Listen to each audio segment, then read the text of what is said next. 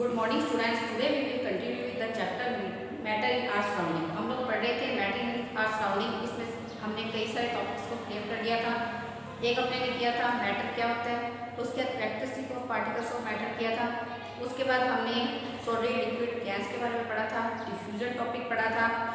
उसके बाद अपने किसी भी स्टेट मैटर की स्टेट को कैसे चेंज कर सकते हैं, सॉलिड को लिक्विड में, लिक्विड को गैस में, यानी टेम्परेचर को चेंज करके इंक्रीज और डिक्रीज करके और प्रेशर को इंक्रीज और डिक्रीज करके अपने जो स्टेट चेंज कर सकते थे। इसके बाद अब अपने एक नया बढ़ाया लेटेंट हीट। लेटेंट हीट का मतलब क्या होता है? लेटेंट का मतलब होता है हिडन। हीट का मतलब आपको पता ही है। तो लेटेंट हीट का मतलब होता है छुपी हुई हीट। अब इसका क्या मीन्स होता है?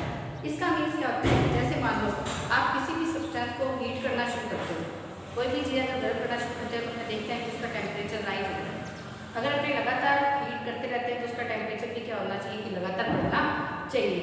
लेकिन कुछ जगहों पर ऐसा होता है कि अपने किसी भी सब्सटेंस को हीट देते रहते हैं लेकिन सब्सटेंस का जो टेम्परेचर है वो राइज नहीं होता, तो वो हीट जो होती है वहाँ पर उसको अपने क्या बोलते हैं? लेटेंट हीट के नाम से जानते हैं। तो अब अपने जब किसी भी सब्सटेंस को टेम्परेचर दे रहे हैं लेकिन फिर भी उसका टेम्परेचर चेंज नहीं हो रहा, तो इसके पीछे क्या रीज़न हो सकता है? यानी कोई ना कोई तो कारण होगा, तभी उसका टेम्परेचर राइज नहीं हो रहा। नहीं तो अगर अपने मान लो पानी को गर्म करना शुरू करते हैं तो उसका टेम्परेचर क्या होता है? राइज होना शुरू हो जाता है। तो वो हीट कहाँ पर जाती है? तो इसको पहले मैं आपको दो एक्सपेरिमेंट के द्वारा बताऊंगी। लेटेंट हीट है, दो तरह की होती है, उसके बाद मैं आपको लेटेंट हीट की डेफिनेशन होती है रखूंगी। लेटेंट हीट है, दो तरह की होती है, लेटेंट हीट ऑफ फ्यूजन और एक होती है लेटेंट हीट ऑफ वेपोराइजेशन।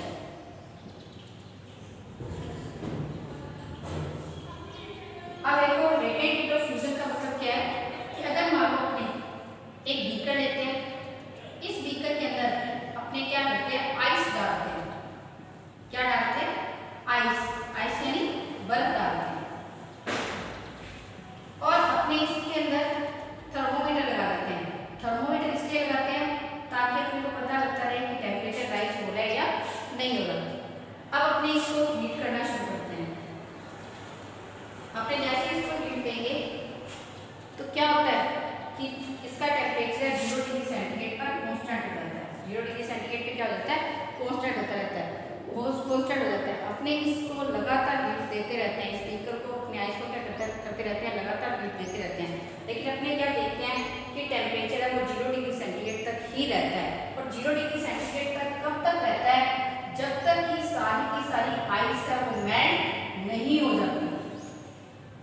अगर आइस का एक पीस भी इसके अंदर होता है, टुकड़ा भी इसके अंदर होता है, तो क्या होता है कि इसका टेम्परेचर है 0 डिग्री सेंटीग्रेड रहता है। और जब 0 मतलब सारी की सारी आइस मेल्ट हो जाएगी तब उसके बाद ऑटोमेटिकली क्या हो जाता है? इसका टेम्परेचर बढ़ना शुरू हो जाता है। तो यानी लेटेंट हीट ऑफ फ्यूजन क्या बोलते हैं? The amount of heat energy produced by 1 kg produced by complete changing the state of 1 kg of ice. यानी जो अपने 1 किलोग्राम सॉलिड को लिक्विड में चेंज करने के लिए जो हीट चाहिए होती है, 1 किलोग्राम सॉलिड को लिक्विड में चेंज करने के लिए जो हीट चाहिए होती है, amount of heat energy used by the amount of heat energy is needed to change the 1 kilogram of solid into liquid without raising its temperature is known as latent heat of fusion. यानी जब अपने पास 1 kilogram कोई भी solid है उसको अगर अपने को लिक्विड में चेंज करना है लेकिन उसका टेम्परेचर राइज नहीं होता, तब इसको अपने क्या बोलते हैं? लेटेंट हीट ऑफ फ्यूजन के नाम से जानते हैं। अब बेटा यहाँ पर तुम लोग इसको लगातार हीट देते रहे लेकिन फिर भी इसका टेम्परेचर राइज नहीं हुआ, तो यहाँ पर हीट कहाँ पर गई? हीट कहीं जाकर क्या हो गई? छुप गई। लेकिन वो कहाँ पे जाकर छुपी? तो देखो समझो, आइस क्या थी? सॉलिड थी। और आइस किसमें चेंज हो रही है? वाटर के अंदर चेंज हो रही है। यानी किसमें चेंज हो रही है? लिक्विड के अंदर चेंज हो रही है। तो यहाँ पर जो तुम लोग हीट उसको दे रहे हो उसका टेम्परेचर राइज ना करके, अपने को पता है कि सॉलिड के पार्टिकल्स के बीच में फोर्स ऑफ अट्रैक्शन क्या होता है? ज्यादा होता है। तो जो अपने इसको हीट है सप्लाई करते हैं वो हीट क्या होती है कि सॉलिड के पार्टिकल के बीच में जो फोर्स ऑफ अट्रैक्शन होता है उसको ब्रेक करने के काम में आ जाती है, जिसके कारण से क्या होता है कि टेम्परेचर राइज नहीं होता। यानी जो अमाउंट ऑफ हीट एनर्जी है 1 किलोग्राम सॉलिड को लिक्विड के अंदर चेंज करने के काम में आती है बिना उसका टेम्परेचर इंक्रीज किए, तो उसको अपने क्या बोलते हैं? लेटेंट हीट ऑफ फ्यूजन के नाम से जानते हैं।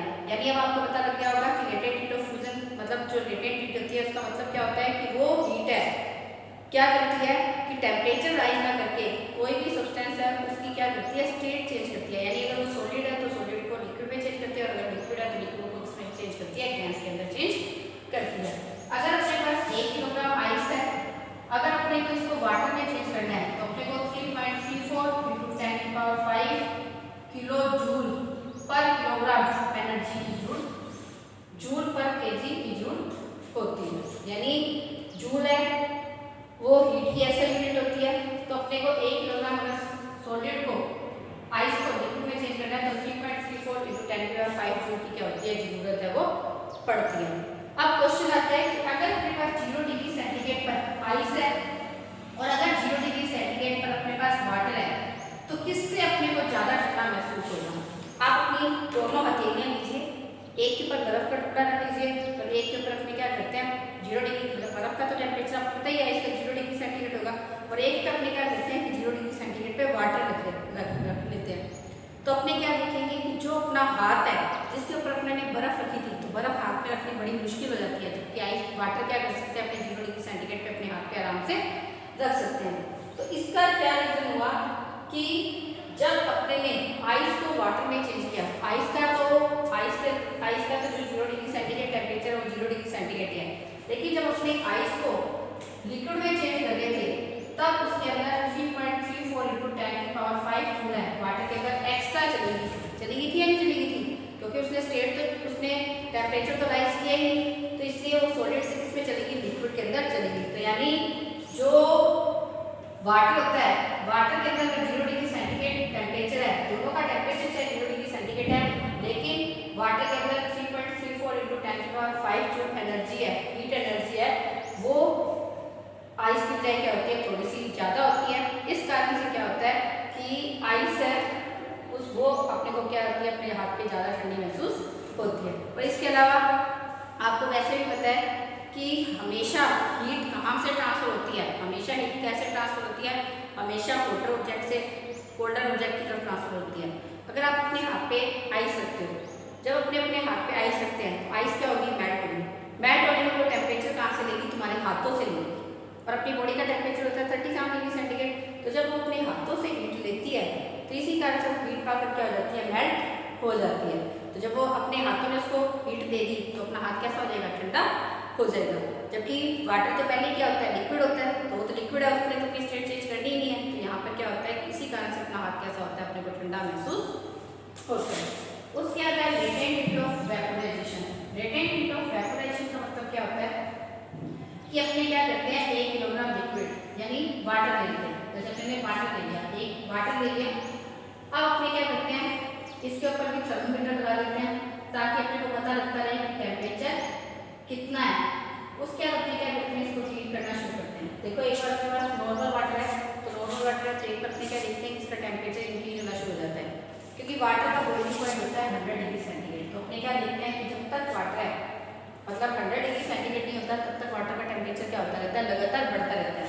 लेकिन जैसे ही 100 डिग्री सेंटीग्रेड पर पहुंचता है वाटर बॉइल होना शुरू हो जाता है। टेम्परेचर 100 डिग्री सेंटीग्रेड पे पहुंचते ही जैसे ही 100 डिग्री सेंटीग्रेड पे वाटर बॉइल होना शुरू हो जाता है, उसके बाद क्या होता है कि उसका टेम्परेचर है कांस्टेंट हो जाता है। उसके बाद उसका टेम्परेचर है इंक्रीज होना क्या हो जाता है, बंद हो जाता है। इसका रीजन क्या होता है कि अपने लगातार इसको हीट देते रह रहे हैं, क्योंकि इसका टेम्परेचर नहीं बदल रहा, और तब तक नहीं बदलता जब तक कि सारा का सारा वाटर स्टील के नीचे नहीं जाता। क्योंकि यहाँ पर जो अपने हीट दे रहे हैं वो अपने लिक्विड को दे रहे हैं, लेकिन वाटर को दे रहे हैं, लेकिन वाटर क्या होता है, लिक्विड, और वो किस में चेंज हो रहा है, वेपर्स के अंदर चेंज हो रहा है। तो वाटर जब वेपर्स के अंदर चेंज हो रहा है तो यानी उसकी लिक्विड से क्या आ गया, वेपर स्टेट है, तो वाटर स्टीम के अंदर चेंज हो रहा है, और स्टीम कौन सी स्टेज है, वेपर स्टेज है। लिक्विड से क्या बन गया है, वेपर्स बन गए हैं। तो इस कारण से क्या हो गया है, यहाँ पर उसकी स्टेट चेंज हो रही है। तो जो अपने हीट एनर्जी को ट्रांसफर करते रहते हैं, तो लिक्विड पार्टिकल्स के बीच में जो फोर्स ऑफ अट्रैक्शन होता है वो हीट क्या होती है, उस फोर्स ऑफ अट्रैक्शन को तोड़ने के काम में आ जाती है। अगर अपने को यानी amount of heat energy needed to change 1 kilogram of liquid into vapors without raising its temperature is known as latent heat of evaporation। यानी जो 1 किलोग्राम मतलब हीट है, जो सॉरी वो हीट की अमाउंट जो अपने को 1 किलोग्राम लिक्विड को वेपर्स में चेंज करने के काम में आता है बिना उसका टेम्परेचर इंक्रीज किए, उसको अपने क्या बोलते हैं, लेटेंट हीट ऑफ वेपरेशन बोलते हैं। अगर अपने को 1 किलोग्राम वाटर है उसको अगर अपने को स्टीम में चेंज करना है तो इसके लिए अपने को 22.5 × 10⁵ जूल पर किलोग्राम एनर्जी की जरूरत पड़ती है। अब यहाँ पे क्वेश्चन आता है कि अगर अपने पास 100 डिग्री सेंटीग्रेड पे वाटर है और 100 डिग्री सेंटीग्रेड पे अपने पास स्टीम है तो कौन अपने को ज़्यादा बर्न करेगा और क्यों करेगा। तो स्टूडेंट्स, अगर कोई चीज़ है एक स्टेट से, जैसे अगर लिक्विड से वेपर चेंज करने के लिए अगर वो हीट लेती है तो नेचुरल सी बात है कि वो वेपर से वापस लिक्विड में चेंज होगी तो वो क्या करेगी, हीट बदले में देगी। यहाँ पे जैसे आइस से लिक्विड बन रहा था, वाटर बन रहा था, तो आइस से जब वाटर बनना था तो उसको हीट देनी पड़ी थी। अगर अपने को वाटर्स को वापस से आइस में बनाना है तो अपने नॉर्मल तो बना नहीं सकते, अपने को अपने फ्रीजर में रखना पड़ता है। तो फ्रीजर के अंदर टेम्परेचर क्या होता है, कम होता है। तो वाटर को जब अपने आइस के अंदर चेंज करते हैं तो क्या होता है कि वाटर को जब अपने आइस में चेंज करेंगे तो वो क्या करेगा, यानी कंडेंसेशन का प्रोसेस होता है, इसके बाद में क्या करेगा, वो हीट को वापस देगा।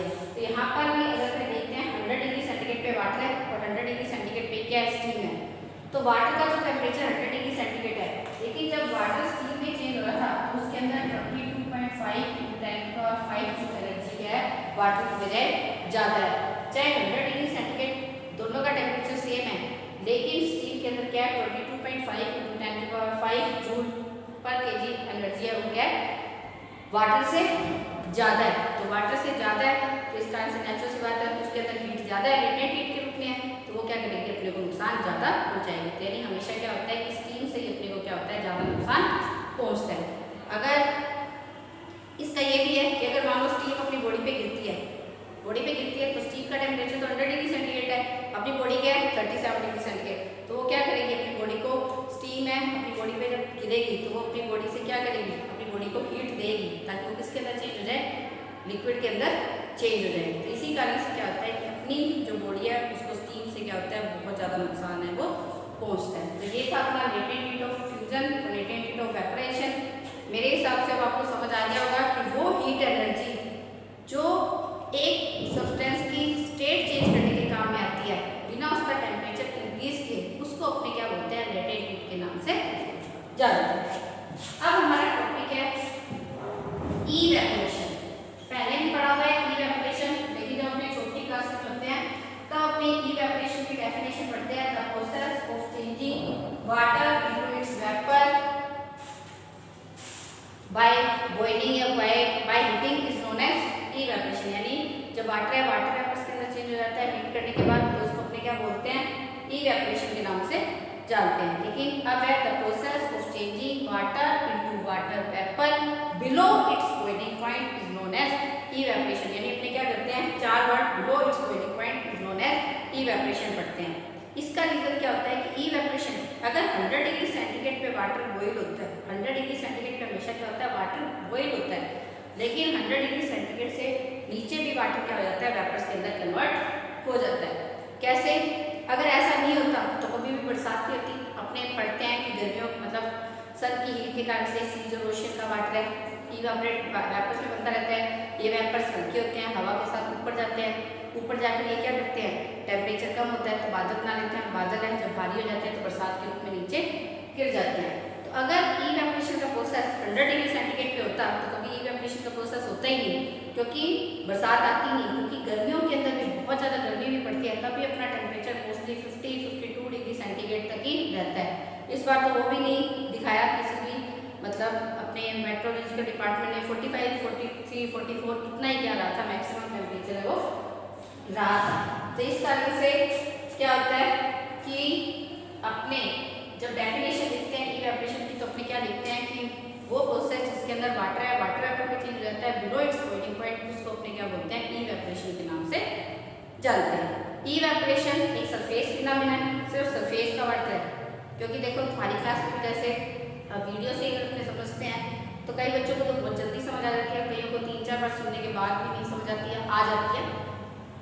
तो इसी तरह से क्या होता है कि वाटर के अंदर भी क्या होता है कि कुछ पार्टिकल्स ऐसे होते हैं जिनकी काइनेटिक एनर्जी क्या होती है, थोड़ी ज़्यादा होती है, इसलिए वो क्या होते हैं कि बिलो बॉइलिंग पॉइंट क्या हो जाता है, वेपर्स के अंदर कन्वर्ट हो जाते हैं।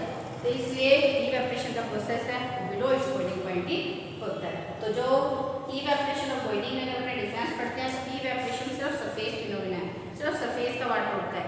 बॉइलिंग के अंदर पूरा का पूरा वाटर क्या होता है, वेपर्स के अंदर कन्वर्ट होता है।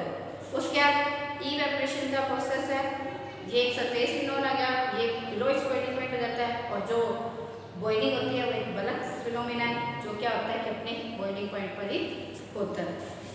अब इवेपोरेशन को कौन कौन से फैक्टर इफेक्ट करते हैं? सबसे पहले है टेम्परेचर। तुम लोगों को पता है कि गर्मी होती है तो गर्मी में कपड़े जल्दी सूख जाते हैं, और सर्दी के अंदर क्या होते हैं, कपड़े हैं वो धीरे धीरे सूखते हैं।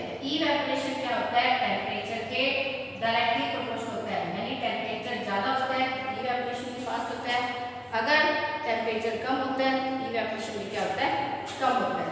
दूसरा होता है सरफेस एरिया। सरफेस एरिया का मतलब क्या है कि जैसे अगर अपने मान लो तुम्हारे कपड़े हैं, तुम्हारी मम्मी ने धोए, अपने एक साथ मतलब डाल के आ जाए छत के ऊपर, बिल्कुल एक साथ तली के ऊपर एक साथ डाल के आ जाए, तो कपड़े सूखेंगे नहीं सूखेंगे। लेकिन अगर हम उनको फैला के डालते हैं तो कपड़े क्या होते हैं, आसानी से सूख जाते हैं। इसी तरह से अगर मान लो अपने पास एक गिलास पानी है, एक गिलास पानी को आपने एक तो गिलास में रख लिया और एक अपने क्या करते हैं, इतना बड़ा थाल लेके उसके अंदर एक गिलास से उतने अमाउंट के अंदर वाटर डाल देते हैं, दोनों को छत पे उठा के रख देते हैं। तो अपने क्या देखते हैं कि जो छत वाला जो अपने ने थाल के अंदर पानी डाला था वो क्या होता है, जल्दी भाप बन के उड़ता है, क्योंकि इवेपोरेशन क्या होता है, सरफेस एरिया के लिए क्या होता है,